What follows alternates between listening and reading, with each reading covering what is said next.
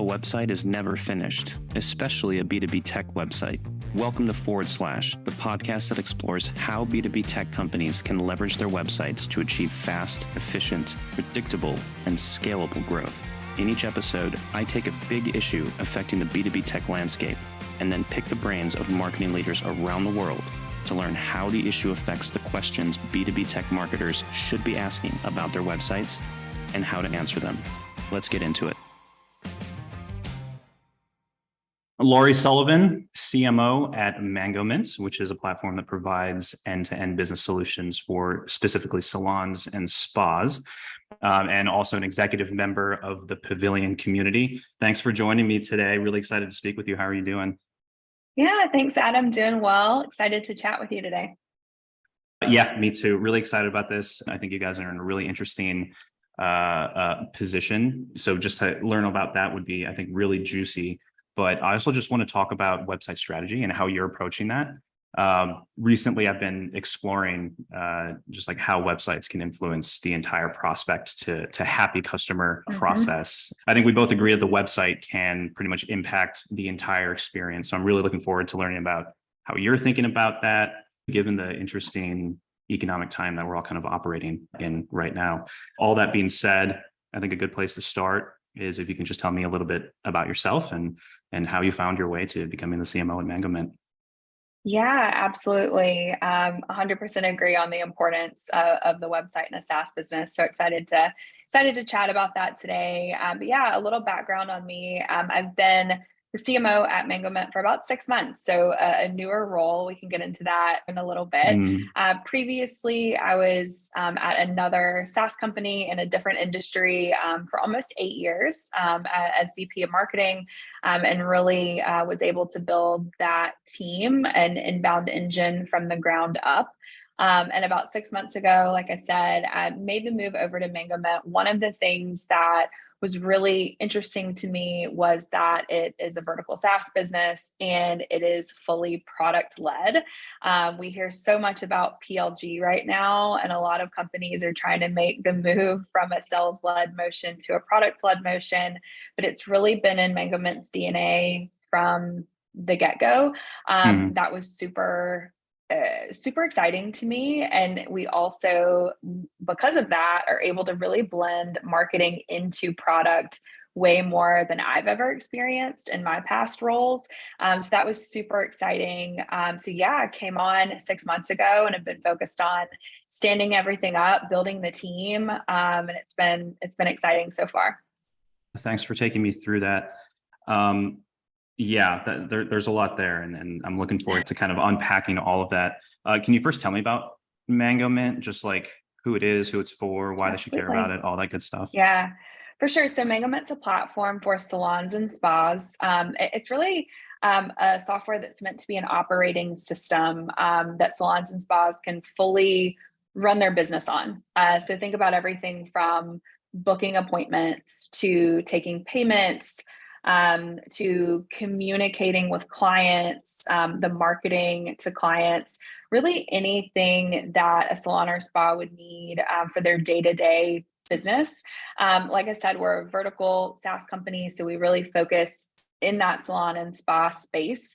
But we also focus on, again, giving them everything they need. So we want to be that mission critical platform, not just serving one function, but all of the functions throughout their day-to-day business operations. Is this a particularly saturated market, or is it young? Curious about that. It's a great question. No, so we're certainly not the first people to tackle salon and spa software. Most often, we are unseating a competitor when someone comes to us. They're typically unhappy with their current solution. And we often find that we can present the differentiators and really show the value of Mangomint and get someone over to using Mangomint instead. So yeah, from a marketing perspective, I define us as a challenger brand, and a lot of our messaging and the things that we're putting out into the market have that flavor. Gotcha. That's really interesting. The whole idea of the vertical SaaS space.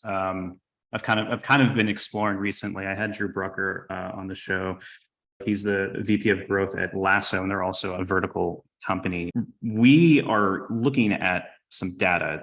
The provider is Good Fit, and they provide information around like funding and series rounds, and they break it up into different subcategories. And it was really interesting to see that vertical SaaS is actually getting a lot more funding than like your typical like niche products. So it seems like the money is floating towards these platforms, which kind of makes sense, right? I guess if we want to think about it, it's like there's more money there because we're trying to get a bigger piece of the pie. Just want to get your insights there. Is that kind of like, is the industry moving towards like platform now? And is that why all the money's going there? What I'm hearing, and I don't necessarily have the data to back it up, but qualitatively, I would say I've heard so much more about vertical SaaS in the last, let's say, couple years, especially the last year than ever before. I don't know if it's effects of the pandemic where, software became even more critical to a lot of industries, or we just experienced a lot of change. But, again, coming over to Mangomint, like one of the attractive things to me was that it was vertical SaaS, was the deep focus in the industry, not just serving one function that a business might need, but every single facet of their operations. I think when you can do that and do that successfully, the product becomes so sticky. It's incredibly difficult to transition off onto something else. And you become almost attached to the product in a way where it is mission critical to your business, not growing, but even just functioning.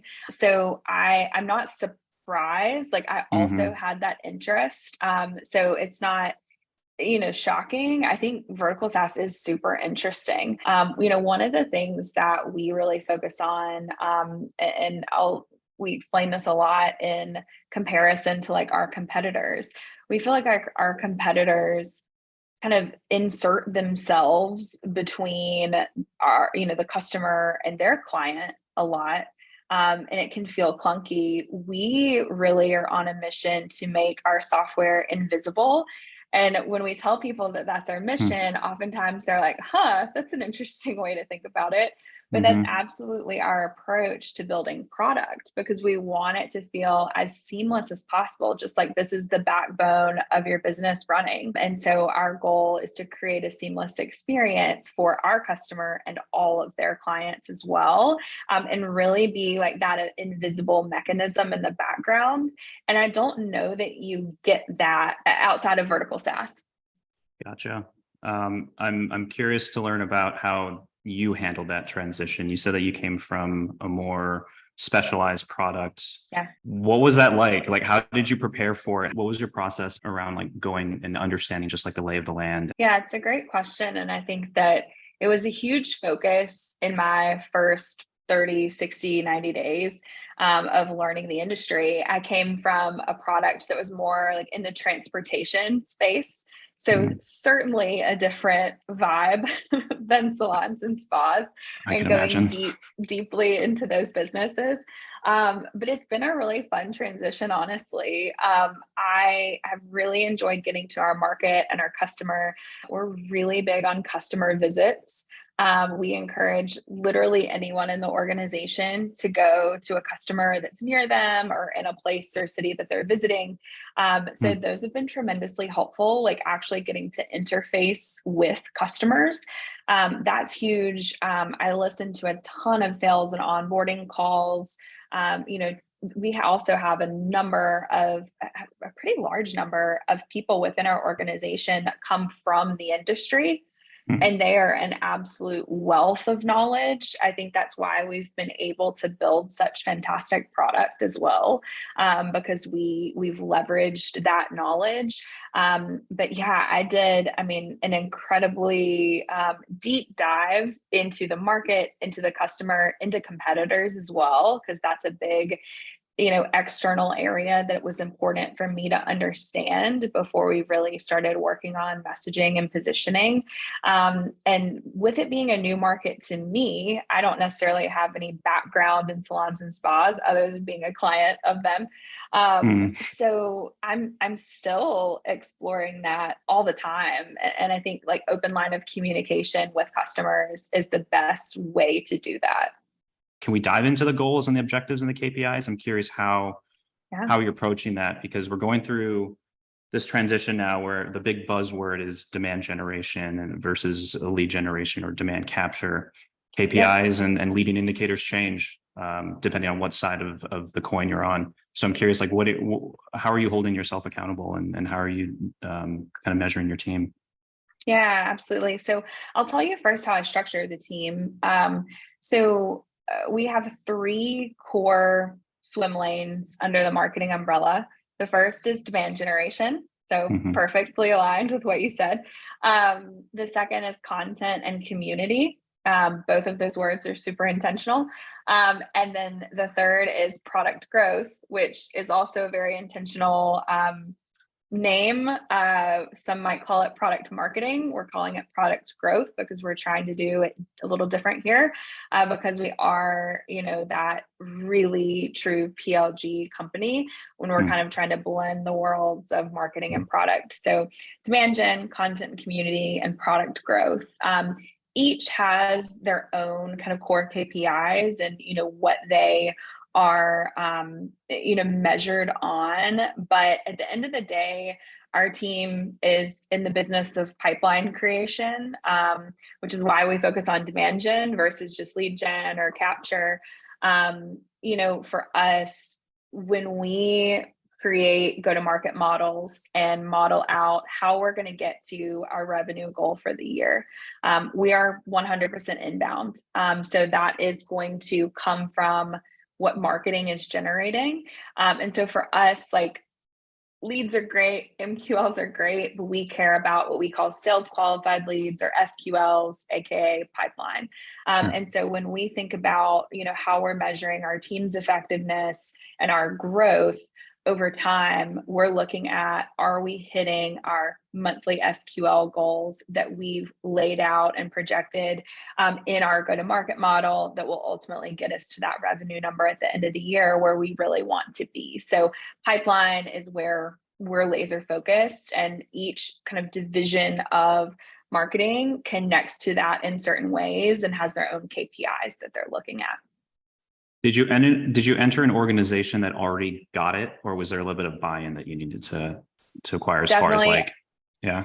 Definitely education and buy-in for sure. I came from a much larger organization, actually, into Mangomint, which was smaller. And so there was a lot of formalization and frameworks around the go-to-market process, modeling, goal setting, that needed some formality. But I think that has to be there to hold the team accountable, and to help them understand, like, hey, I'm not just writing a blog post. I'm not just testing ad copy on, a Google search ad. Like, I am contributing to our core metric, which is SQL's pipeline. And they can clearly see how they're doing that. And I think so those mechanisms have to be in place. But yeah, there was definitely some education and some formality that needed to be introduced for sure. Gotcha. Thanks for taking me through that. So I would like to learn about the different motions and how they're kind of playing together. So you said it's 100% inbound, PLG led. I do see a demo request on there also. Yeah. I'm curious about which call to action is for whom. And I know Mangomint's got 3 different types of customers. It's the owners and managers, then there's service practitioners, and then there's the actual front desk users. I'm assuming they're all entering the product separately, or a different person is requesting a demo request than the free trial. Can you take me through like what you're learning throughout like those journeys? Yeah, absolutely. So with the personas you mentioned, most often what we see, whether it's the PLG side or the sales enabled side, we often see owners or managers as our like primary personas that will start a trial or request a demo of the product. They may ask service providers, front desk staff to jump into that trial as a user and kind of check it out, influence the decision. But for the most part, we see owners and managers really be that key persona in both paths. But I will say that commonality allows us to almost have a little bit more of a hybrid PLG sales-led motion. I would say it leans more toward like a sales assist on most trials. Sure. Our ultimate goal is to get you into the product as seamlessly and easily as possible. We have a really strong onboarding flow within the trial process, and it's built into the product. Like it's not a third-party widget of any kind. And that works really well for people who want to self-serve, because if you want to self-serve and be true, like product led, we want you to be able to do that. We essentially want you to be able to explore the product as easily as possible and in the way that you want. If someone starts a trial of our product, no matter the size, we will have sales reach out to you to offer that support, but they end up being a little more consultative of like, how's your business set up? What can the different areas of the product add value to you in? This is how other customers like you have set up forms, memberships, all these different things. We really focus on letting the customer or the prospective customer lead in that way. So I would say we have more of like a hybrid or maybe sales assist motion when it comes to the marketing and sales process. I've been exploring ABM or ABX recently. Is that an intentional function for you in Mangomint? Like perhaps let's say if you have, like you see the front desk workers using the free trial at a specific account, do you activate like a sales motion to come around and go for like the owner, just kind of like get the entire buyer group interacted? I would say nothing that is like formalized or automated. For the most part, sales will always try to get the person that's going to see the most impact in the conversation. And Sure. that's always going to either be the owner or the manager or both. Gotcha. So it kind of depends on the situation. Those personas scale a little bit across size. So an owner is likely going to be in a conversation if the customer or the prospect is a lot smaller. In a larger, let's say, salon environment with multi-locations, you'll likely have more of a manager or admin type persona that is likely able to make the decision or could be able to make the decision at that point. So they'll fill it out based on the size and kind of adjust accordingly. But ultimately, like I said, we just want the prospect to be able to explore the product how they want and really like lead.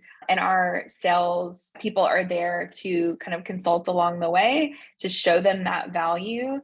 And then we actually have a pretty unique process in the sense that kind of paired with sales, we have onboarding specialists that even during your trial experience will help you onboard and just be sure that your data is in properly and everything that you need to kind of check off the list that you've set up to really see the value. It's kind of interesting when you talk about injecting onboarding, which is free, by the way, like not no paid onboarding services or anything.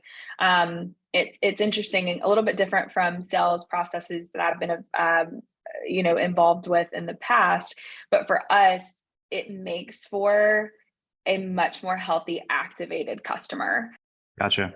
Awesome. Thank you for taking me through that. So I'd like to talk about your website now and Sure. how it kind of influences pretty much everything that we've talked about up until this point. I was on your website. I wanted to get your insight or the logic behind specific elements, because I really like what you're doing with your website. If we can just like talk about the homepage first and specifically the hero section, I'm noticing like the first thing that you talk about is the booking tool, I believe. but again, you're a vertical SaaS company. You have all of these features. So I'm curious, how did you land on that? Or are we seeing an experiment that you're testing? Just curious how you landed on that messaging. Yeah, it's a great question because we do serve so many functions for our customers, but really booking is the core of what we do. It's really, when it comes Gotcha. to like from the customer's perspective, booking is kind of where it all starts, because if you don't have clients coming in for appointments and an easy way to manage that, you're not going to be taking payments. You're not going to be, managing client communication. You're not going to be, selling memberships, gift cards, all these different things. So it's really the core of what we do. So that's really the first thing we focus on. We want you to know you're in the right place. It's typically also how prospects are searching for software like Mangomint. Like I said, we're not, booking software isn't a brand new thing. We're not reinventing the wheel. Most often, prospects are looking for an alternative to a booking solution that they already have. And so from a search engine perspective, it's definitely where we optimize. And we'll follow up. If you scroll a little further down the homepage, you'll notice we mentioned some of the other key elements like payments, point of sale, client management, those things, but really put booking front and center. The other thing that I like is how open you are, public you are with the actual product. And depending on who you talk to, whether sales or marketers are like, oh, we don't want to give away the secret sauce. We don't want to just display it, which I think is a little bit, I don't know, crazy. I'm going to use that word. But just like scrolling through your homepage, there's images of your product. Is the actual product, I'm assuming. I mean, it looks like it is. And Absolutely. then there are GIFs that take me through an entire like feature function, like the entire experience. I think that's the booking one that I was on. I don't see this very often now. I'm curious, like, what was the thought process behind there? Was there any kind of buy-in? And I know you're only 6 months into this job, so perhaps this is something that was going on before, but just kind of curious behind the logic of displaying the product so openly. Yeah, there's absolutely a logic there. For us, being a product-led company, we really want the product to speak for itself, sell itself. And if you can't showcase the product, or it has to be like polished up and by design or something like that, that's not your real product. One of the things that we really focus on as a differentiator is us having we always say beautiful interface, but it's not necessarily just about the aesthetics. It's about how you want to use it. It's easy to use, it's seamless, it's pleasing. But you can't see that if we're not showing you exactly what that looks like. And so whether it is product images or something with motion, or something included in a video, we're striving to do more and more of that, because we really do think if our market can see our product, that's like one of the easiest ways to show differentiation, because it's better built, better designed than a lot of our competitors' products. And so we really want to show that off. Makes sense. Yeah, I had, if you're familiar with April Dunford, we were talking about positioning. And one of the things that she mentioned that kind of blew my mind was that like 50% of deals, it was like between 40 and 60% of deals fall through because they were afraid to make another choice. And the core of the conversation was that you just building confidence. You need to provide that confidence for your buyer, or they're not going to make the purchase. And I just feel like that's just a necessary step to build confidence, is showcase your product so that they know exactly what they're going to get. Yeah, I totally agree. I think, when you're thinking about just change management in general, whether personal in a business, it's so much easier to do nothing and stick with what you have. Yeah. So you really have to present, if you're a challenger brand, like if you already have a significant amount of competitors out there, you have to be open. You have to really show the value of what you're selling. And so that's really what we've tried to do in an effort to give people that trust in the product, to really show how we're different. And that's been the idea behind it for sure. I have your website up. I'm just kind of like just off the cuff right now. I'm noticing an image here. I believe it's for like the payment, one of the payment sides. You actually have an image that showcases a text message. It's a notification that I'm assuming is obviously built in the product, and it says, "Please pay for your visit at Sage Spa." Did you include that element in the image because that's a major pain point? Or salons and spas, are they like payment collection? Is that like one of the big issues there? Yeah, depending on the business type, sometimes it's like taking deposits before a service. Sometimes it's the act of payment collection after. So we actually have an option to text the client and take their payment instantly just from their phone, instead of having to go to the front desk if you have limited front desk staff. We also, through a lot of the visuals on our site, like we recognize and want to showcase like what our product experience looks like for our customer and our customers' clients. A lot of times we get the question of, hey, like I get that I can use the calendar and move things around with bookings, but what does that actually look and feel like for my clients when they're booking? And so, we try our best to show that perspective as well, because it's incredibly important to them, their own client experience. The reason I bring it up is because what I love about what you guys are doing is you're providing additional context via images as well. That's totally something that you could have written in the copy to the side of the image, but I feel like it's more of a powerful experience when they can see like, okay, this is actually a notification that I'm going to get, and it's infused in the image, which, like I said, like a lot of B2B tech isn't doing that. I think we can all just like give a little bit more thought into the images that we're integrating into our websites. I also like that you have webinars, like an entire resource section. And I'm curious what behavior you're seeing, and just like what is the goal? What are you trying to accomplish with it? Two goals: acquisition and education. I think that when it comes to content, community, a B2B brand has the opportunity to educate without having to ask for information or make someone stomach a sales call. And we can do that through things like our blog, things like webinars.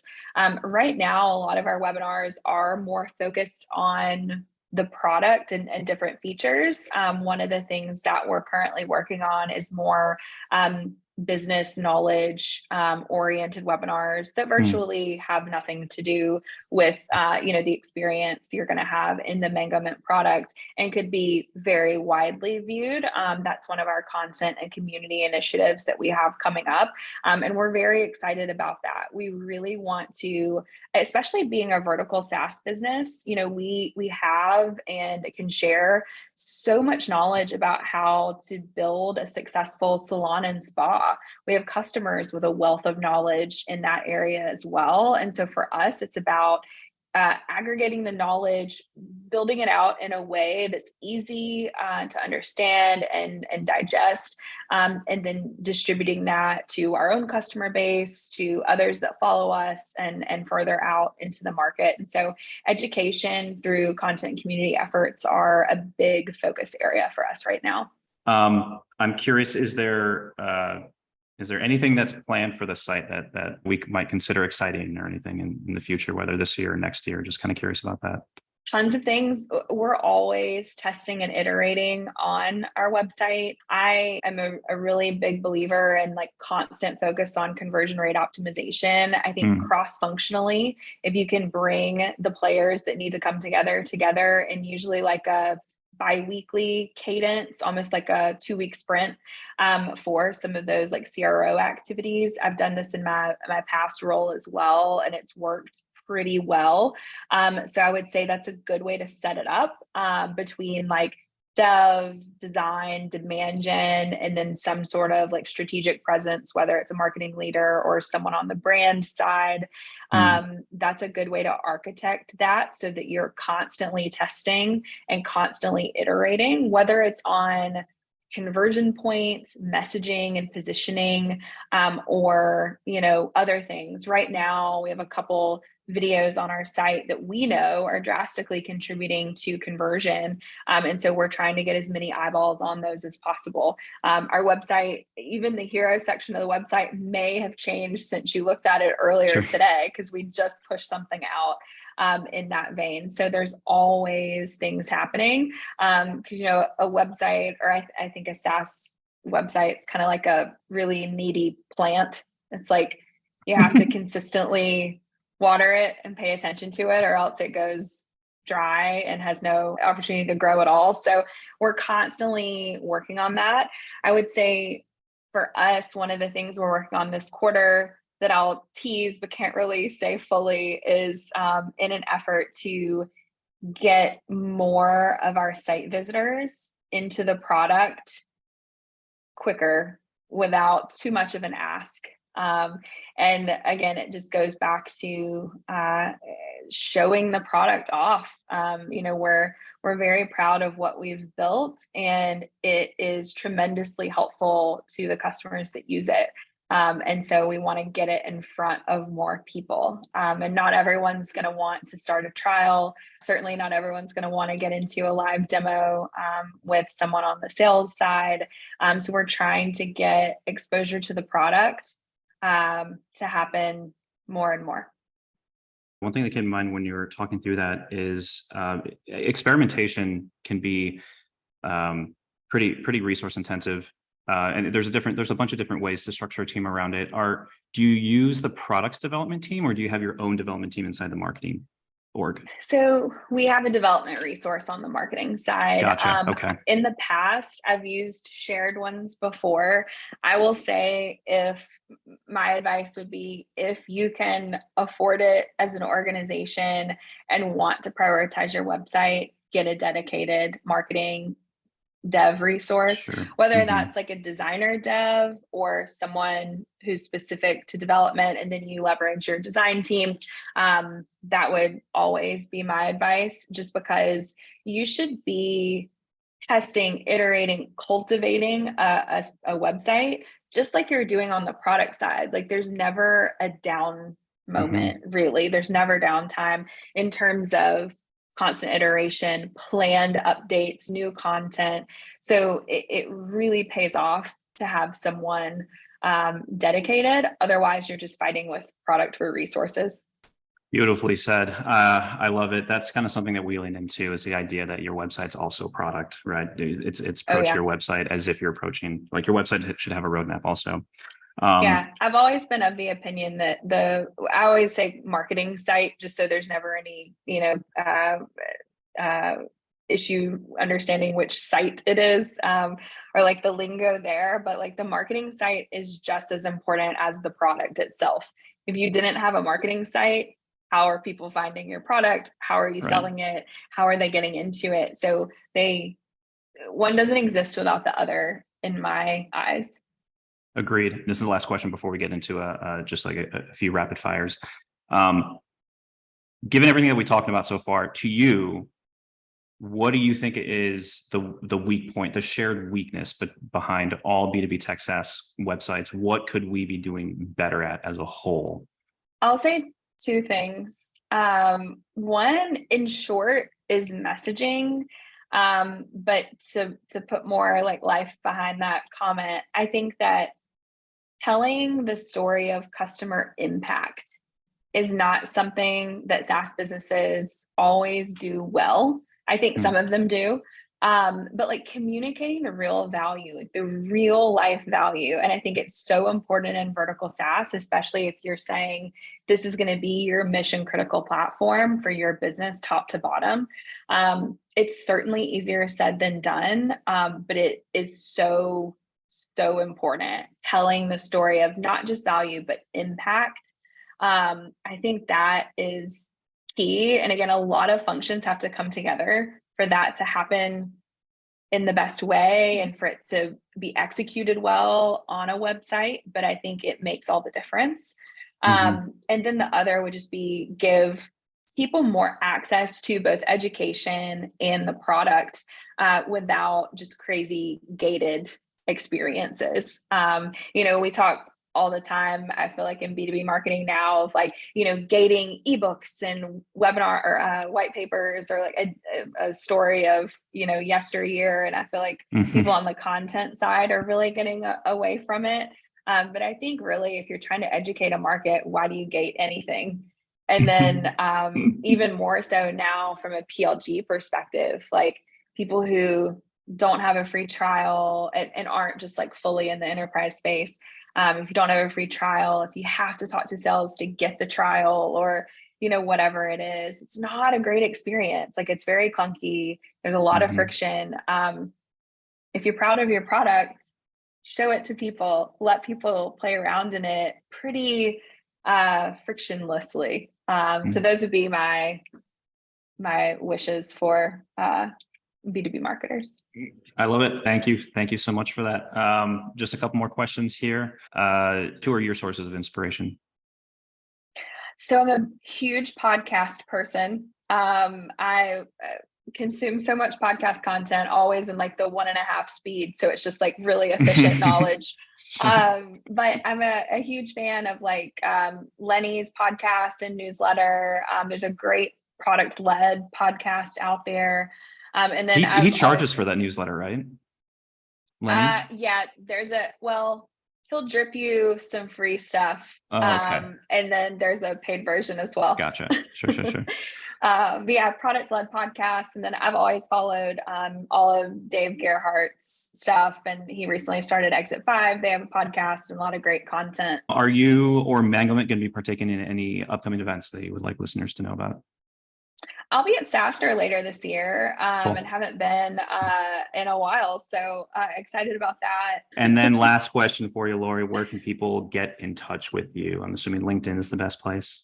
Yeah, it's just Lori Sullivan on LinkedIn. And then if you're interested in learning more about Mangomint, it's just mangomint.com.